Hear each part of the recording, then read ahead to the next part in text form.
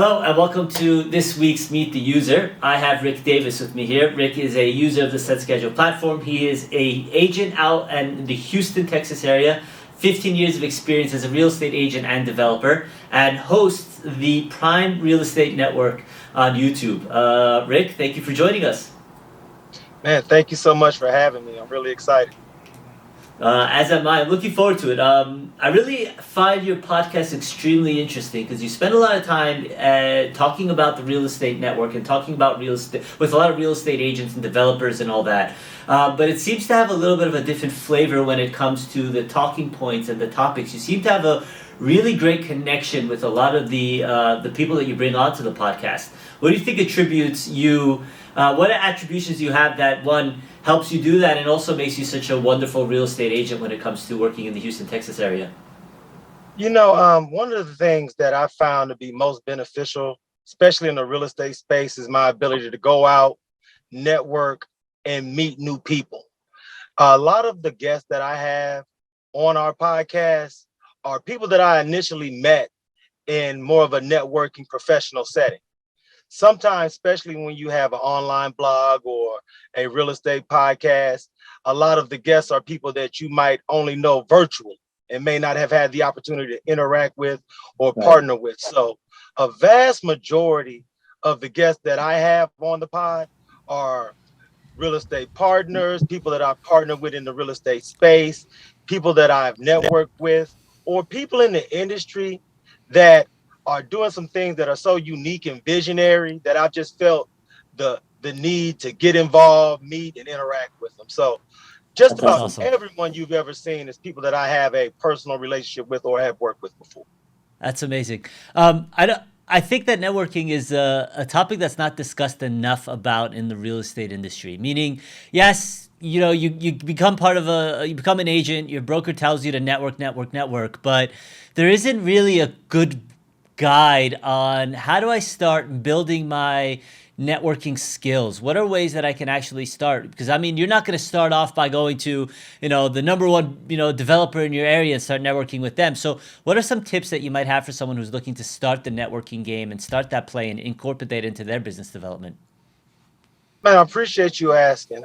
I go over this a lot with a lot of new agents that we bring on to the brokerage, a lot of the real estate students that I interact with while they're still in real estate school. And the thing that I always try to impress upon them is the value of joining professional organizations. When you first are licensed, I think being a part of a professional organization not only allows you to meet other like-minded professionals, but it also shows you the responsibility of being a licensed real estate professional. It gives you some ideas of some unique perspectives that you may not have had about the business. But to your earlier question, I believe it's a great way to get your feet wet with the idea of networking, meeting like-minded professionals, and at the same time presenting yourself and presenting your services and what it is that you provide as a realtor. That's awesome.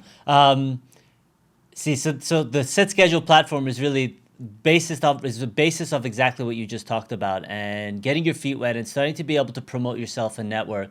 Do you find the best way of networking is to come out and just talk all about yourself, or do you feel networking is more about let me put myself out there and let me get to know other people first, and through organic relationships, people will just tend to get to know me? You know, as you become more experienced in networking, you tend to find out what works and doesn't work for you as an individual. But just as something that I think could work for just about everyone in our audience, a simple introduction, um, direct eye contact.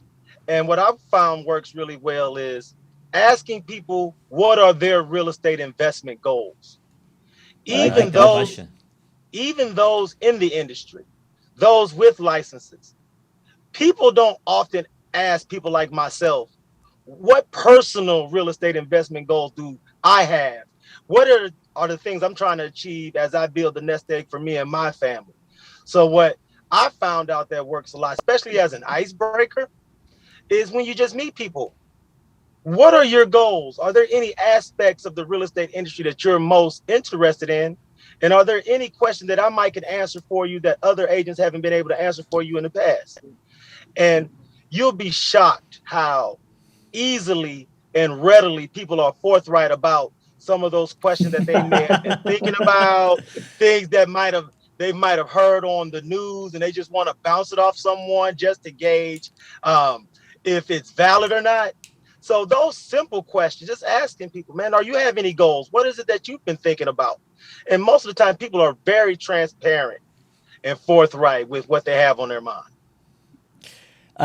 I think as real estate agents, we tend to forget that everybody is a real estate investor. They just don't know it yet, right? I mean, if you own a property, you're technically a real estate investor. You invested in a property, right? If you don't own a property, you want to own a property and become a real estate investor, right? So I think that question is actually an amazing question that I don't think is used too often. You mentioned a little bit about training. What is it that you do as far as training goes, and working with other real estate agents who are new into the business? One of the things that is a foundational piece of our brokerage is the support, training, and education of all agents, new and experienced. Great thing about real estate is that as technology evolves, it keeps us on our toes from an education standpoint and a continuing education standpoint. So, from a training perspective, what I like to focus on with new agents is the consistency and the repetitiveness of those core marketing responsibilities: networking, education, being available, being someone who's giving of themselves.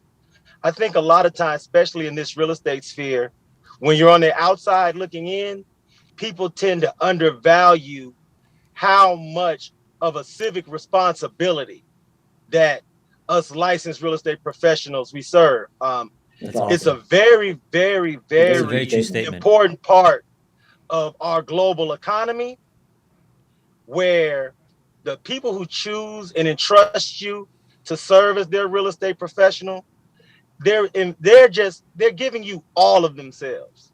They're entrusting you with their future, their family's future, their investment nest egg, and their ability to generate wealth generationally. So from that standpoint, I always try to impress upon the agents that I work with is the responsibility that we have to serve the public and to be selfless in that service. Because I think sometimes when you're on the outside, that's something that can be underestimated and undervalued until you're actually on the inside of the real estate industry. That is that is actually probably one of the most eloquently phrased um,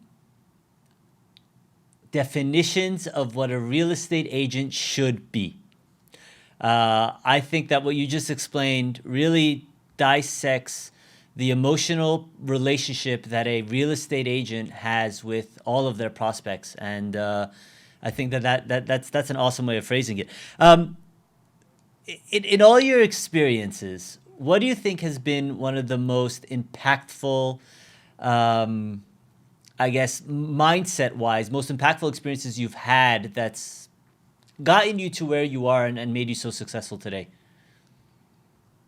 My initial experience, especially in real estate, was when I served as a new home sales consultant with a publicly traded developer.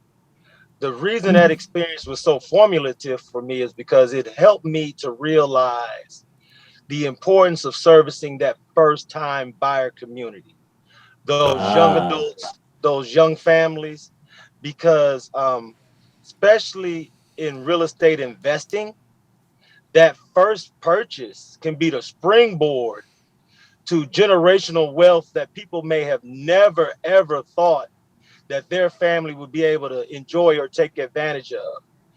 There are so many um, really quality developers and builders that have invested in some of the most valuable land in this country, and they allow those first time home buyers, those young families, those young professionals to actually invest in some of the most valuable developments anywhere in the world. And as a first time buyer, lenders and banks and credit unions all want to go out of their way to make that American dream as possible for as many people that want to take advantage of all the great programs. So, as I've matured and evolved in my real estate practice, I've never lost sight of the fact that there's always a segment of those people who have never made that first real estate investment that need selfless, quality professionals to help guide their decisions and help them take advantage of all those programs that are available. Because you can make your first sound real estate investment 5 years later, it can turn into multiple properties, multiple streams of income. It can all originate with that first purchase. So from that standpoint, I've never let that, I've never strayed far from that center because I've understood that even to the most successful real estate developers and investors, we all started off as a person purchasing their first home for their family that they planned on staying in. So that is what I've always felt gave me the foundation to move forward and evolve in this real estate sphere. That's amazing. So, for someone who's a first time home buyer, Rick, and they're hesitant to pull the trigger, especially in this market with all the talk about the mortgage interest rates being higher than they ever were, prices being high, nobody knows what's going to happen in the real estate space. Um, what would be your advice? Well, for someone's a first time buyer, we would always start off with the education piece. Let's get in contact. Let's talk to lenders. Let's let those that are the gatekeepers between the home and the bank explain about why your current situation is so valuable and why right now is the best opportunity to take advantage of that value. There are so many avenues now, specifically from a multifamily investment perspective, where there are so many young professionals who are investing in duplexes and triplexes and using their first time home buyer privileges to purchase a multifamily property that can also Mm. service their need for shelter, while at the same time allowing them to take advantage of the fact that there are so many other people who are looking for short-term, long-term rentals, corporate housing, and all the like. So right now, I just wish that maybe 20 years ago, when I was in that position, I would have had someone who was willing to walk me step by step and Yeah. hold my hand and show me Yeah. how that first time home buyer loan could be used to do things like purchasing a duplex, do things like purchasing a property that has multiple doors where now you are automatically set up as a real estate investor without having to invest or have that risk that goes into sometimes when you are a more seasoned investor and you have to have more proceeds at hand when you decide to make a purchase. The more I talk to real estate agents, because obviously, I mean, through doing this podcast, I've probably spoken to, I don't know, probably close to 100 agents in this kind of setting. I realize how much of a gap there is between a real estate agent who understands the real estate market versus an agent who understands the real estate game.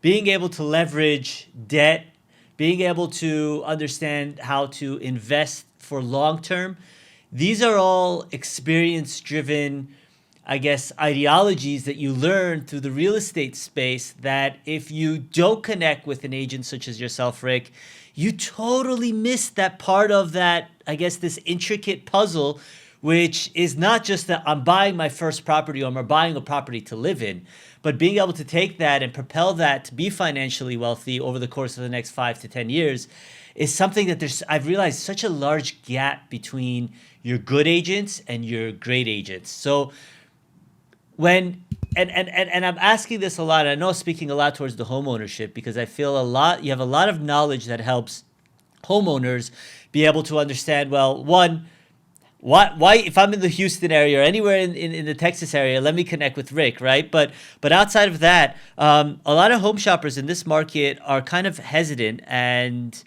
do you feel that now is the right time to pull the trigger on a property if they're waiting, or do you think you should be waiting the 6 months or a year to see what happens with the market? The market is ever evolving. Right now, currently in the Houston market, home builders, developers, and even independent sellers are being so generous with the funds that they're willing to allocate on your behalf as a buyer. Interesting. As the market begins to change or become quote unquote more of a buyer's market, seller's market, or whatever it's defined as, you always want to gauge your real estate investments in the terms of value. It's always about value. How much of your personal assets needs to be allocated towards this particular purchase? And I want to tell everyone that is even on the fence about making a purchase that currently those who are selling properties understand that in today's climate, they have to be willing to quote unquote partner with any potential buyer that they have for a property. And if you are that buyer, that partnership is something that can be openly discussed. If there are things that the seller can do to assist you in making this deal happen and assist you to get into the closing table, sellers, developers, home builders are very receptive right now. And that's the part that can be in the fine print. That's the part of the real estate industry that's a bit more nuanced that Mm-hmm. you won't necessarily pick up from reading a headline or checking Mm-hmm. out an online video. That's why um, professional realtors, those with experience, those that are selfless are so invaluable and priceless right now. Because personally, I make it my business to always know what's going on in the minds of those who are selling properties on a large scale, like developers and builders, and even on an independent scale when you're meeting individual homeowners who are now selling those properties. Everyone is open to collaboration, everyone's open to partnership. So if you are interested in buying, this is the time where you can be forthright and transparent when you're dealing with someone that's potentially selling a property that you're interested in and what it would take for you all to get together and make that deal come to fruition. So I want to empower everyone. Take this opportunity to be forthright, transparent, and try to put a deal together if that's what you're interested in doing. What is it about this market that allows the buyer to have so much power? Because I mean, previously, if you had asked us 6 months ago, a year ago, right, it was a seller's market, and the seller was king. So what's transitioned over the course of the last 6 months or a year? Inventory rates, for one, the percentage rise in rental rates for apartments in this area have Mm, jumped between 5% and 9% in the past 12 months. wow. So now it's starting to force those perpetual renters to reevaluate the value of it all. Because for what they're going to be investing monthly, they're better off purchasing a property than paying it off to somebody else and putting it in their pocket. Exactly. And you know, right now, I talk to so many people, and the thing that they're frustrated about, excuse me, is that there seems to be no end in sight for what the rental rates are going to turn into. Mm, So I try to give everyone an opportunity to set their own bar for what they want to pay monthly, and then we can find a property that suits them from that standpoint. awesome. Awesome. Um, I'm looking forward to the real estate industry and the market over the course of the next 6 months. Outside of us and the tech that we're coming out with, I think the market is in a position to uh, really flip a lot of those who have been withholding and the buyer's market is starting to, we're seeing it more on our platform as well. More people are open to buying, more people are open to having conversations. And I think that that's the first step in us and the economy getting back to a little bit more of a comfortable place than it's been in the last couple of months. Are you outside of the training that you do, what kind of technology have you implemented with your team and your office? Well, right now, the most important thing that we talk about with our new agents is the type of content they're creating for the online and social media space. That's That's awesome. awesome. Because sometimes when people are creating content, they do themselves a disservice if they're not creating relevant content for the audience that they're trying to reach. So now we implement marketing companies, some companies that use more of an AI model to help guide the agents as far as content creation, relevant subject matter, and connecting them with the people that they're actually trying to service. You'll be surprised how many people are creating content and it's not landing at the doorstep of the intended possible clients. Mm. You want to create content and you want to distribute it in a way where it's landing at the feet of the people who would best use that information. So right now with the new clients, we're talking about implementing marketing campaigns, meeting with those third-party companies that make the social analytics their business, and bridging the gap between social analytics, real estate education, and the real estate professional, and combining those, collaborating, and hopefully servicing the public in a way that they see maximum benefit. Social media has advanced and evolved so quickly over the course of the last couple of years. And if we compare it to the way real estate space has evolved with technology, it's like dinosaur era versus, I don't know, astronauts and space travel, right? And I think that that's a topic that most real estate agents have not grown with, and understanding the importance of social media and marketing and putting themselves out there and showing their success stories. And not just marketing themselves as a real estate agent, but putting out agnostic information like you're doing with your podcast really helps build a comfort level with the audience for them to turn on and say, you know what, I'm going to give this person a shot. I'm just going to reach out to them and see what information I can gain. So what is some of the information that you have been broadcasting and you've been promoting outside of just your podcast?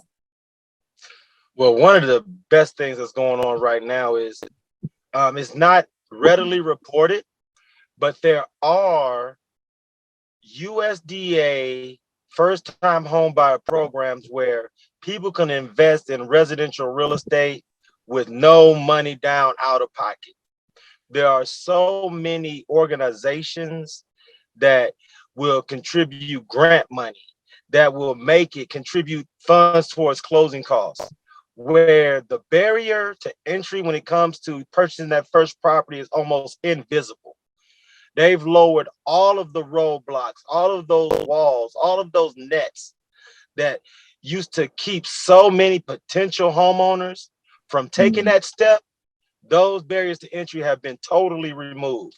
So if you are in the market or you are potentially in the market to buy your first home, keep in mind, reach out to a real estate professional like myself and explore all the options that you have where it could even remotely be a possibility for you to be able to move into that first property with as little money out of your pocket as possible, because those programs still exist. They are still aggressively looking for those clients who want to take advantage of those programs. And the home builders, developers, and sellers would love to meet and work with those clients in those particular situations that are qualified for those particular loan programs. Amazing advice.